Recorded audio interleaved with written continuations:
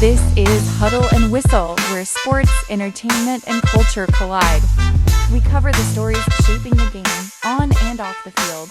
Welcome to Huddle and Whistle. Welcome to Season 1, Episode 7 of Huddle and Whistle. Today's topic, controversies en route to the Final Four, Women's Basketball Edition. Let's get into it.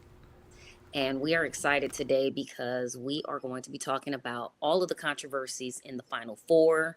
And Terry has been on scene for some of these games leading up to the Final Four. So we're excited to hear about what's going on in the world of the NCAA. Well, I was able to cover the Final Four, so I was present in the building when UConn played South Carolina, and you could see a lot of animation from both coaches during the course of the game. During the first quarter, there is basically a calibration period where you kind of test the refs out and you see how they're calling the game. And they didn't call many fouls. So, a lot of physical contact was made, a lot of no calls. But in the second quarter, there were two calls called on Raven Johnson, star for South Carolina. And that sent her to the bench early. And that totally changed the way in which Dawn Staley had to adjust her rotations, her lineups, but they weathered the storm. But at the end of the game, with 1.1 seconds left on the clock, Gino approaches Dawn Staley and kind of goes ballistic on her. And she responds in like a North Philly fashion, and she has some explicatives for Gino, like, threatening, like, I will put hands on you. And so they had to be separated. And it was very interesting, in Gino's press conference, he blamed the officials for the loss. He said Dawn Staley is able to use foul language towards officials, and there was 6-0 foul calls in Staley's favor, and his player had their jersey ripped. When you go back and look at the tape, she was frustrated because she missed the shot. She missed her own, she ripped her own jersey. And so now she just yanked it off. And so for some reason, Gino feels like it's the officials' fault, and Dawn Staley broke protocol pregame by making him wait 3 minutes before coming to shake his hand. And, it was just wild. It was just a lot of emotions. The tension got to Gino. Let me just say this. If you get rattled by having to wait 3 minutes, you were not in the game in the first place, because that is just the ultimate ridiculous excuse. And I actually really like Gino and had a lot of respect for him, but he did a lot this game, and it really impacts the way everybody sees him. And the fact that he could not acknowledge his mistakes or acknowledge his lack of, emotional control is kind of embarrassing. And I feel bad for the players. They're supposed to be able to look up to him and respect him and believe that he's leading by example. That was not an example to lead a bunch of young women, especially, predominantly African-American young women, doing that to a female African-American coach. And I hate to make it racial, because I don't believe that there is a racist bone in Gino's body. However, historically, I have known, just from my own personal experience, that men don't want to be beat by women. That's number one. And you guys know this. Come on now. Come on. You guys have played and got talked by guys where if a woman did something to you, it was, oh, man, you gonna get beat by a girl? Guys don't want to get beat by a girl, period. But to get beat by a black girl, black woman, that is like 1,000 times worse. So Gino showed his butt, and it's unfortunate because he could have held it together. She is an exceptional coach. She's not just a black woman. She's an exceptional black woman coach. You got to just take that L and keep your mouth shut and be respectful and have some sort of pride. Like, he lost it, and it's embarrassing. I wouldn't say Gino has a, racist bone in his body, but I would say that he does have a senile bone in his body. Gino's 71 years old, and honorary old men are just honorary old men, and historically he's had problems with Muffet McGraw. He's had problems with other coaches during Pat the course Summitt. of this Pat Summit, all of those things. So, I don't know, if we just give him a pass for competitive nature. But what I will say though is that if you complain about another coach's pregame protocol, then you should adhere to postgame protocol because Absolutely. Yeah. he fails and gets a straight F in that area. In that area. He should have gone and shaken the hands of the other coaches. He has his own player, AZ Fudd. This is her last game. Players are bawling, they're crying, and he just walks off and leaves them stranded on the court. Yep. People No that win, support. they deserve South Carolina. They deserve to be acknowledged by arguably the greatest coach of all time in women's college basketball. And he ignored all post-game protocols. So he gets no pass, see now or not. He was wrong. I I think 1000% agree. yeah, I think for I don't like losing to nobody, whether it's male or female. So You and know, losing to a woman would be and worse. Though. Come on, Jim. I've lost to Cherie Sampson in basketball, and you know who Cherie Sampson is. So I lost to her in basketball. So yeah, that it doesn't that it was heartbreaking that I lost to a girl. It's just that she was so much better at basketball than I was. So that was what the problem I was. bet you at the time when you were like, man, I lost to a girl. Well, no, so she was way taller than me at Don't the make time, excuses. and she had way better skills. So yeah, but she taught me some lessons. She taught me some things like, oh my God, women. But I already knew women could ball because I'm a giant Cheryl Miller fan. So with Gino, this is Gino. What we have done in our society when people are winners, we kind of look past their transgressions. Yep. Gino, since UConn's program has arrived in the early 90s, from the time he won the championship in 95, I want to say, 94, 95, when UConn won their first championship.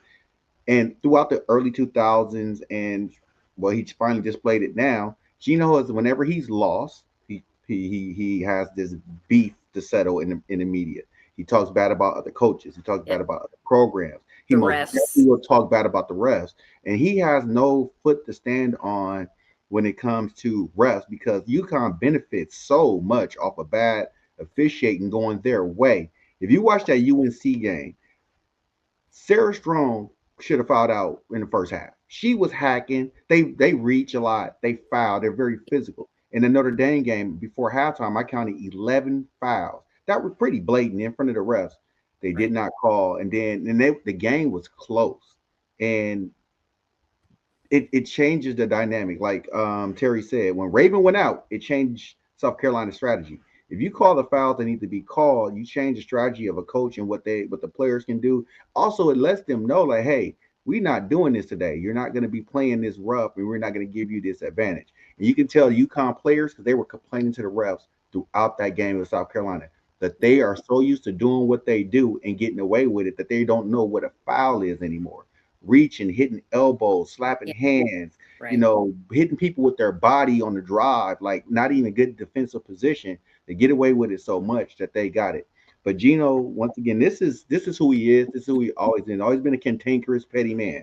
You know what I'm saying? If you read Pat Summitt's book, they're in a restaurant sitting at separate tables, and he keeps yelling her name in the restaurant, making her feel uncomfortable. So she Hater. left, got up and left because with Gino, he can take an L, but he can't take an L to certain people that he think is going to mess up his legacy. When he's going up against other high profile coaches and they've beaten him, that's where he gets really mad at because I think he feels like I gotta dominate. But I'm like, dude, 25 Final Fours, 12 national championships. So that means 12, 13 times you've been in the national championship. You didn't win. Right. Some programs haven't even got to one Final Four, and you've been there the majority of the time that there's been NCAA women's basketball. You got to be a Right. gracious loser. Well, let me not say that. You're not going to be gracious in defeat. You got to gather yourself, compose yourself, and say the right things. You But just have to recognize when you lost to a team that worked harder. It's not th- even at that level, it's not even a matter of better players, better coaches. mhm, They worked harder. They did not lose by 2 points or a buzzer beat or, bucket. They Hmm. lost by damn near 20 points, right? What was the final It score? was they lost by 12. Okay, 12. Yeah, like It's 62, still not 48. close. It's not yeah. close enough. Well, Well, yeah, yeah. Go ahead, Terry. so Jim, I disagree with you on one thing when you said UConn doesn't know what a foul is. They know what a foul is when they get fouled. They know when they they argue for They're those used to that. calls. They're And there used were to some that. blatant things that happened in this game with South Carolina where um, Sarah Strong, All American AP Player of the Year for UConn, had two fouls, and she clotheslined Raven Johnson in at half court. So it's Yeah, blatantly open for them to see, and there was a no call. And then a Well, couple of plays after that, McKeer for South Carolina gets clipped. Like in football, this would have been a 15-yard penalty. She got hit in the back, goes to the floor, and in the scramble for the play, the exact same contact happened, and the foul is called on South Carolina.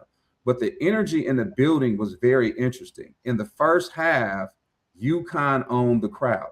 It was a UConn crowd. You could feel the energy, you could feel the buzz.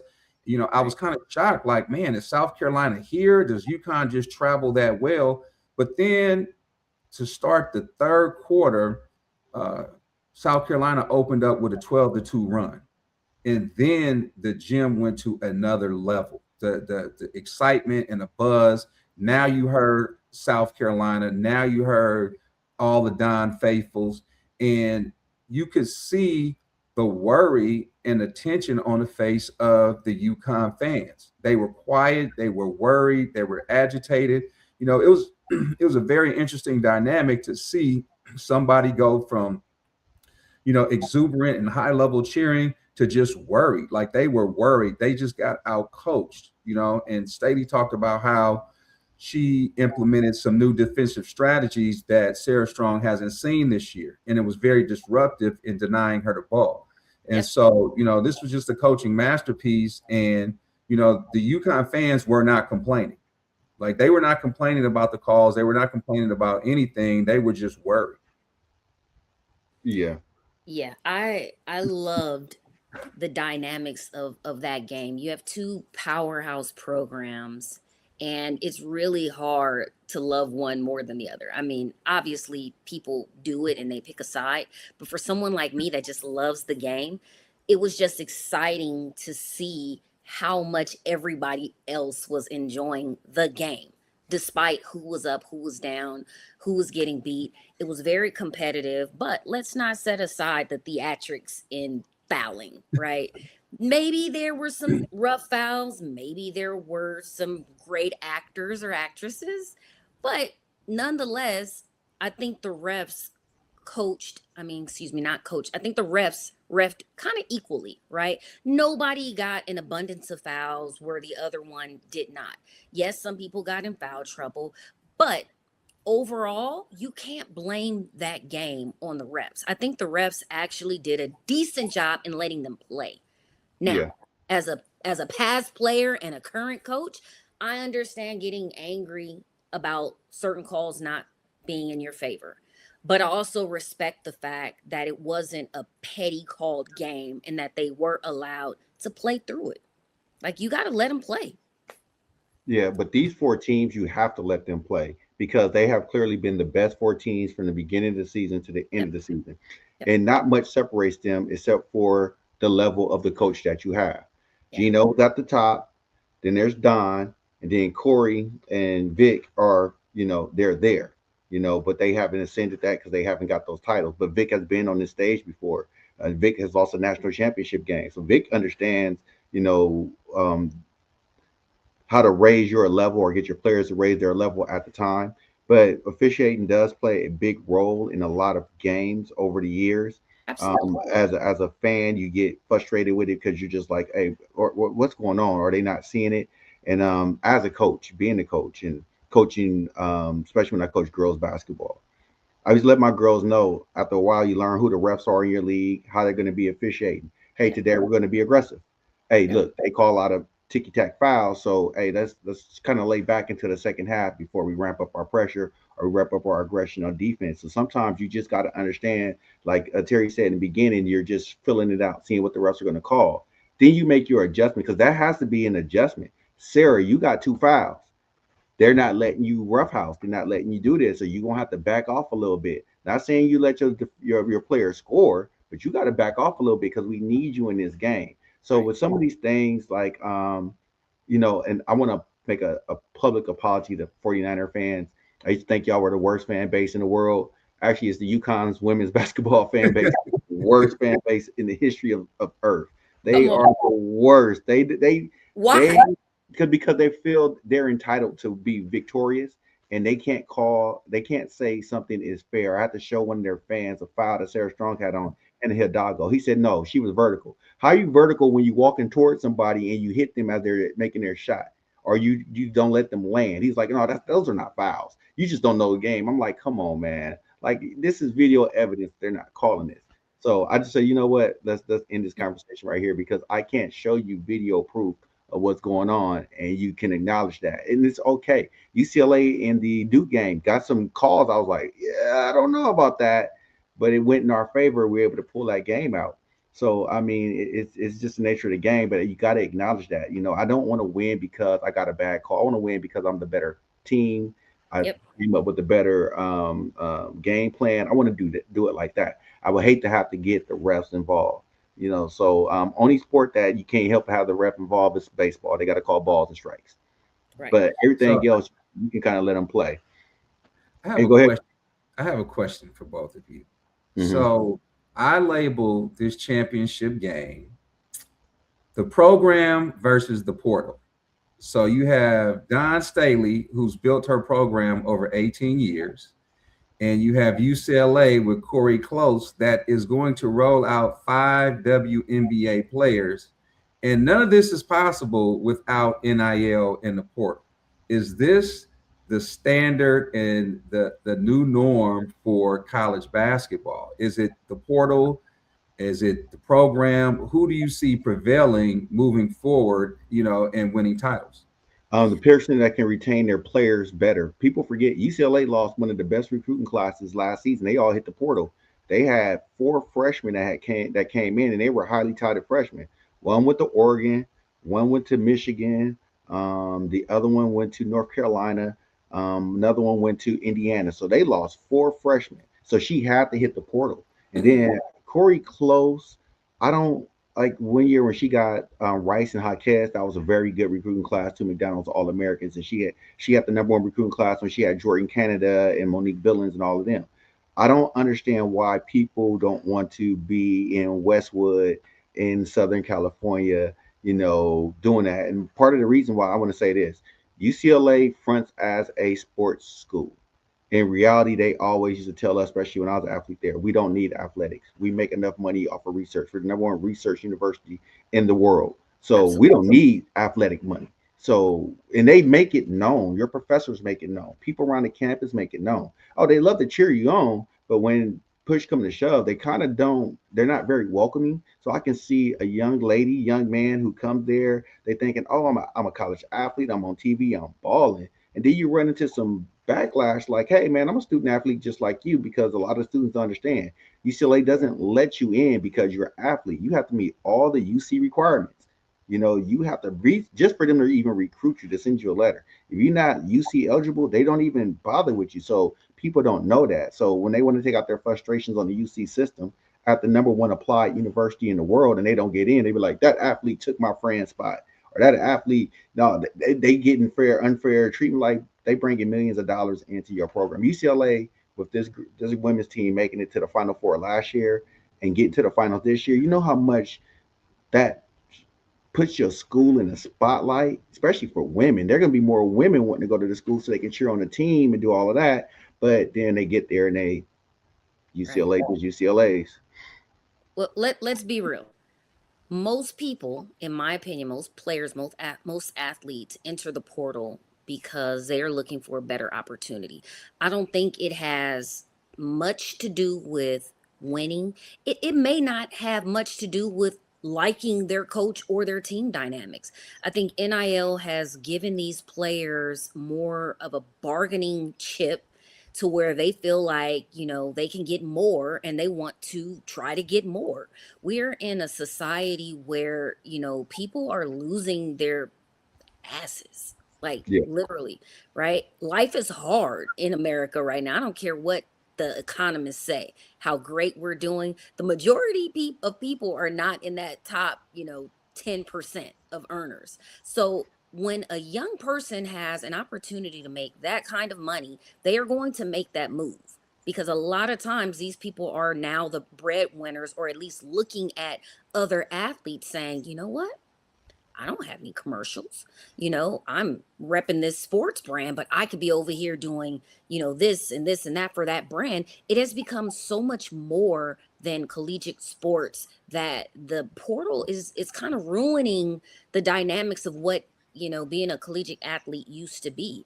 And that's okay, but it's going to have to change. And one thing that I don't know if you guys saw it this weekend, but they just put out an executive order trying to limit one transfer in 5 years. Like an athlete now is supposedly going to get 5 years to play, no ifs, ands, or buts, and one opportunity to transfer.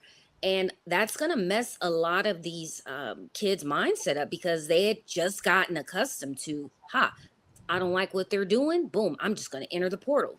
If I Mhm. don't feel like I'm making enough money, I'm just going to enter the portal. If they now limit it to one transfer, that's going to make people have to pause and figure out, you've got two options, right? You go and you stick with the first place that you chose or that chose you, or you get that one opportunity to try to make it better. And by God, it better be better because that's it.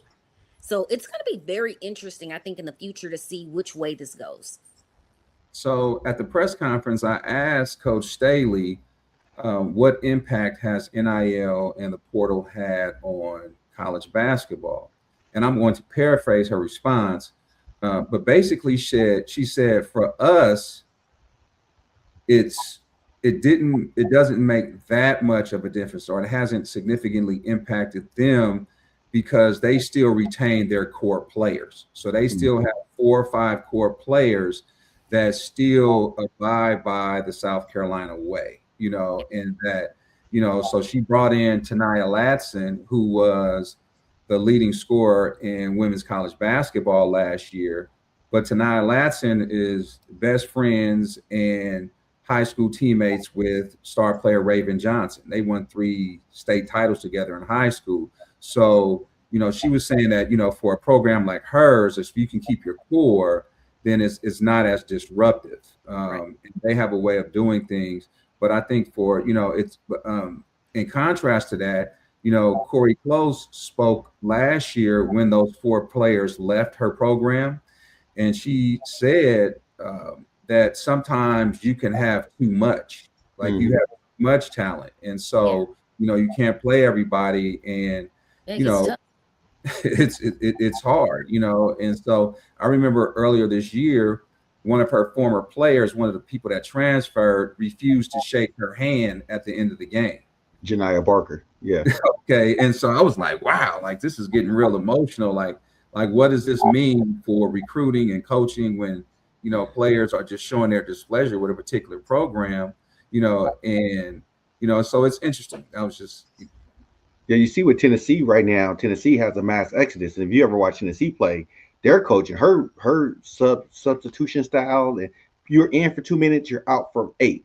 Then you're back in for 2 minutes, and she expects you to get off, to do your thing, Yeah. and she kills momentum of the players and do things like that. So it's gonna be like Don obviously has figured out a formula on how to retain her players and get them to buy in. Like, hey, look, you may not score 20, but your 12 is going to be so impactful on our team that you need to stay here and keep this going so we can win and win big. And I don't know what their NIL table looks like what's going on, how those young ladies are getting compensated. But whatever is going on, she has lost very little. And the players that she do lose, they go on and be stars somewhere else. So you Yep. know that there's talent there. There's talent to be had out there. But I just think moving forward, it's going to be It's going to be more so on the coaches on how you build your program and you represent yourself in the media and to these families, because all coaches are going to lie. All coaches are going to say, I'm going to develop your kid. I'm going to give your kid this. They're going to be this. You don't know that. You know what I'm saying? Because you might we're all meeting each other's representatives. Because I know when UCLA got me, they were like, who's this dude? Yeah, you met the real person that's super competitive and want to play and want to do all this stuff. And if you don't make sense, then we're going to have some issues with what was going on. So you're going to get players like that because a lot of them have been playing so much basketball that they kind of know the game themselves. And they know when you're not using them right, or when you're showing favor to another player, or shoot, my NIL deal package ain't looking right.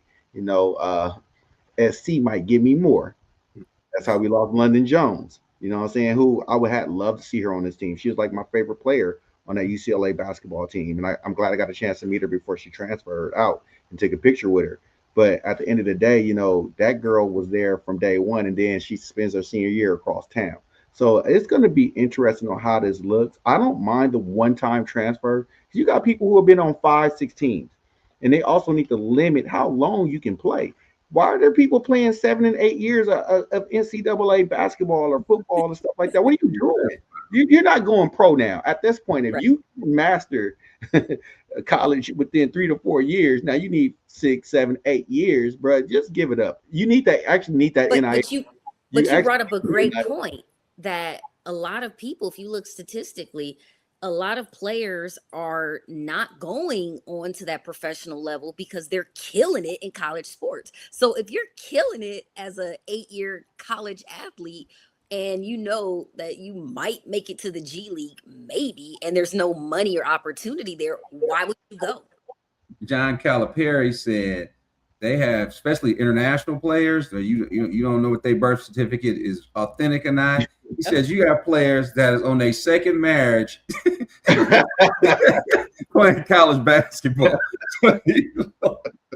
It's wild now. They got to figure this out. Yeah, it's the landscape has gotten crazy, but that's the greed of the NCAA. If the NCAA would have came up with good packages, because back in the days, if you had a homie, me and Marlo got a friend, Dennis. Dennis was in Tucson, Arizona.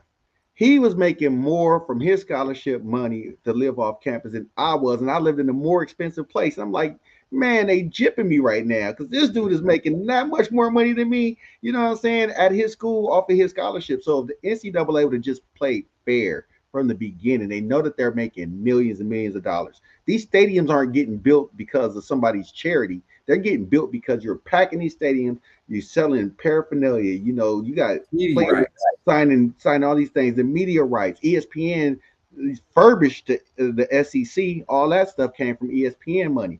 But these players were looking at their coaches driving away in Cadillac, looking at their coaches with the new car, and you know, they just like, I got to get in on this. How they, you know, I'm the one getting all the risk. I'm the one getting hit. I'm the one to get my shot blocked or hitting threes to win the game and stuff like that. Like with Ed O'Bannon in that court case, he's sitting up there playing Coach K, and somebody just, hey man, how much you getting paid to be in this game? You balling. He getting nothing. So now I'm just like, man, y'all selling my likeness and my image and all that stuff. I'm on posters. I'm doing this. I'm in the calendar, but I don't get nothing for this. So the NCAA would have just played fair, because back in the days, your coach bought you a Happy Meal.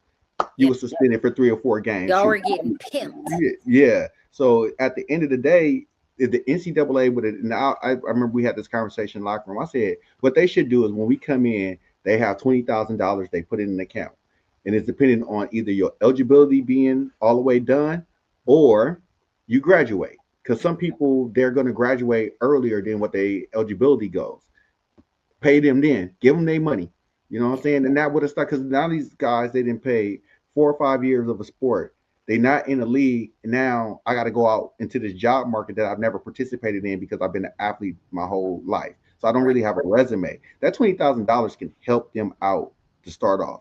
You know what I'm saying? They can put that in an account, gain interest off it. All type of stuff could have happened, especially with good financial management and teaching these guys financial things, because how many athletes we hear are broke now? Yeah, financial literacy is important for these athletes for sure. So, you know, can the NCAA get it right? Are they even capable of getting it right? So I think they're going to have to, based on that new executive order. They don't have a choice anymore. They're gonna So, fumble it because really the two sports that are getting bushwhacked is basketball and football because and like Marlo said, you hate to put race in it, but those are the sports with the majority of the black athletes, and you add track and field to that, where you got all these black athletes. They don't want them to because they gonna make so much money Yeah. because you're gonna have to pay them what they deserve. So they got to find a better way, and I don't think they're gonna get it right because they don't want to get it right. Mm. so it's interesting. I haven't read the final orders and the final judgments, but you have some rulings that have come down as it relates to eligibility, where now you are supposed to be able to play junior college sports and have that not count against your eligibility. But it appears that the NCAA is not going to follow that ruling unless you sue the NCAA. So if you sue them, then they will allow you to not have those years count. And so even if you have this executive order from Trump that's supposed to limit the amount of money that a player can make, does the NCAA follow that, or does it take litigation to determine whether or not the president actually has the authority to do that? And whether or not that should be enforced. So I don't even know if the NCAA is capable of getting any of this stuff right. Yeah, they're not going to get it right. I mean, because that sounds great. You know what I'm saying? If you're allowing people to have 6 and 7 years of eligibility, why not let the JCs? At least those people have gone to class, done some study and coursework. Now you're asking a kid that's coming in from a junior college system to go into a college system and learn competing against people who already know the system. So that takes time. It might be another player in your position that you can't beat out. So now I'm gonna waste my next 2 to 3 years sitting behind this player, or I have to change my position and change my progress to making it to the pros. But I think that they should let that happen since you're allowing people to have extra eligibility because sometimes people they're not big. They didn't I hit my growth spurt in my sophomore year of college. Now I'm this specimen, but now I got to go compete. I think they should allow this to happen, but they're not going to do that because I don't know. They just don't want to. Mm. Well, I don't know, guys. It's definitely going to be interesting. Terry, did you talk to anybody else when you were on scene?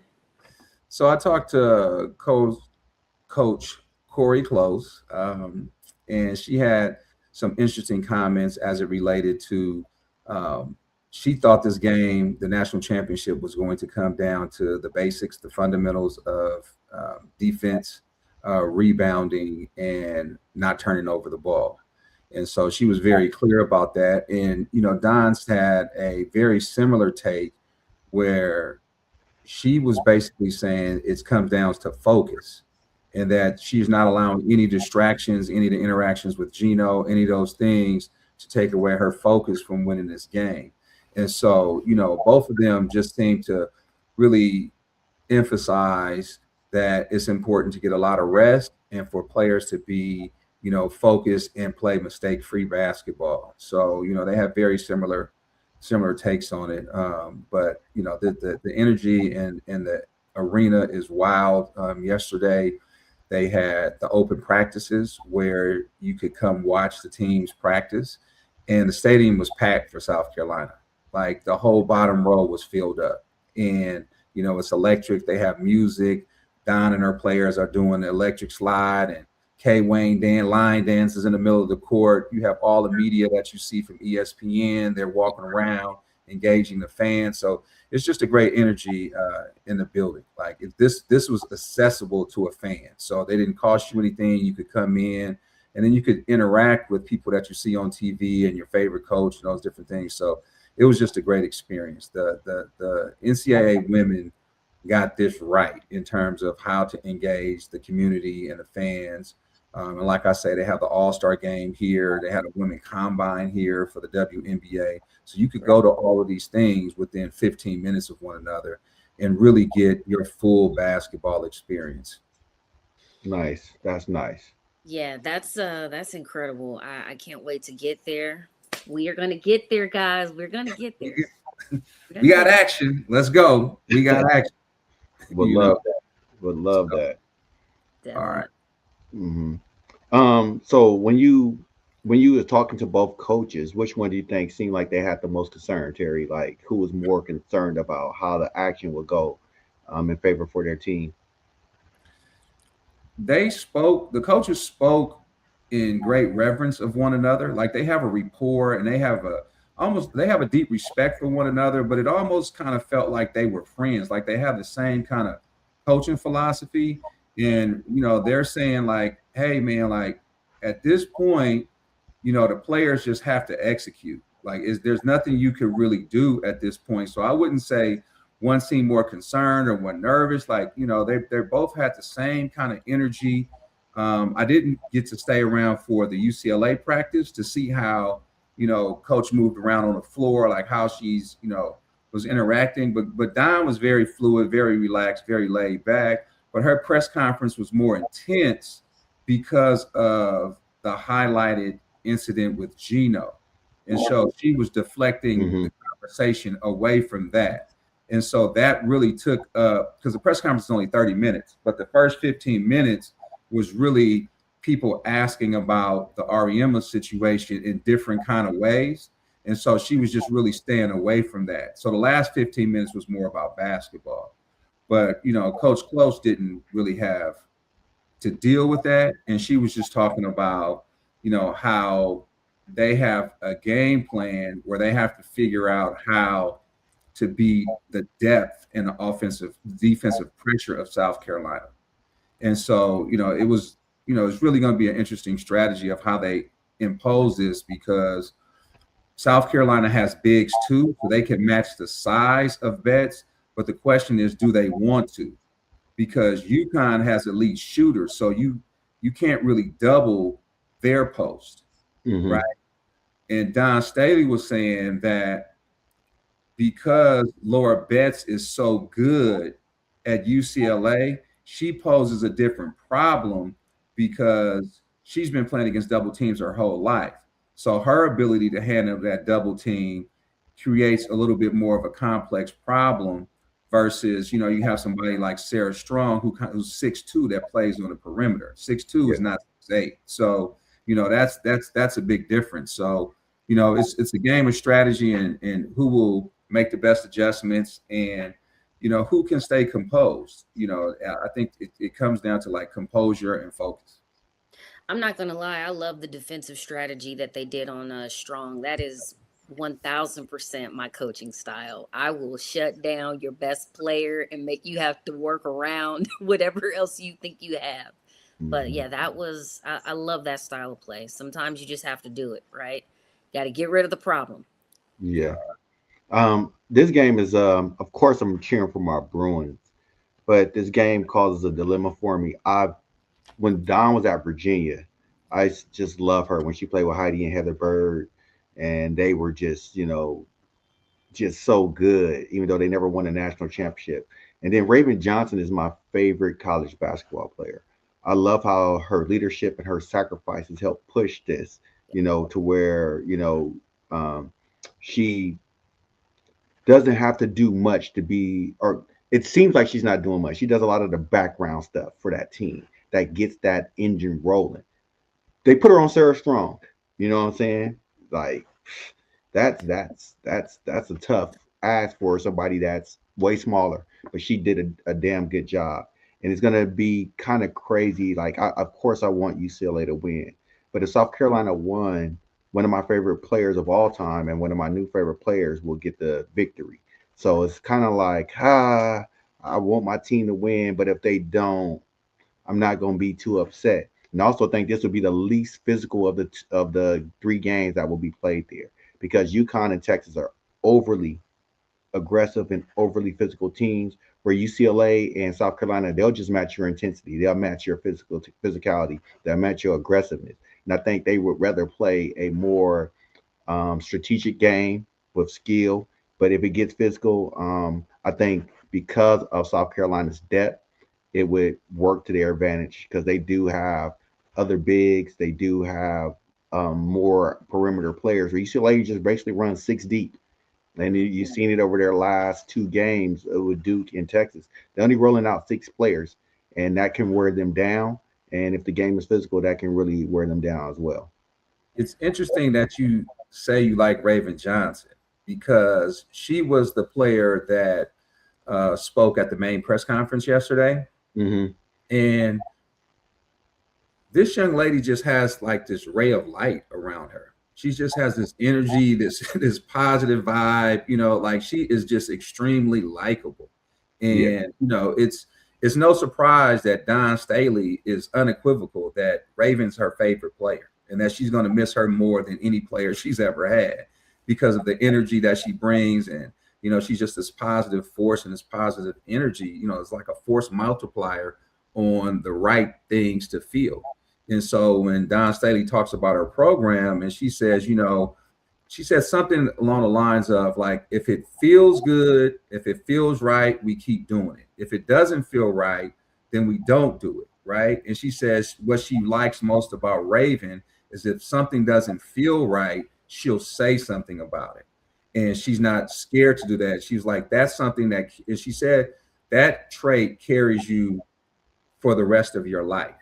And so she just found that to be very special about her. Like if it don't feel right, she'll ask a question and she'll say something. It doesn't matter the circumstances or the culture or whatever. She's just genuinely saying, hey, like this just don't feel right. We need to talk about this. And so that special quality is likable. And in person, you just feel the energies. Like she just has this energy.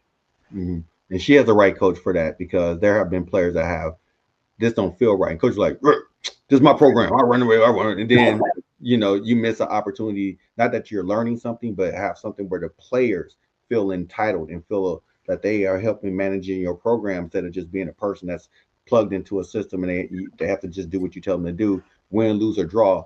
But they're not understanding that they want the winning outcome. This is what's going to be better for our teammates. This is what's going to be better for us. Because, Marlo knows as a coach, you get stuck in your ways. You get stuck and you be like, no, that ain't going to work. But then you got to go, okay. They see something I don't see. Right. So, let me let them try it. Yeah. That takes a lot out of a coach's ego. Like, hey, man, this player came up with that play and that worked. And they think they're smarter than me.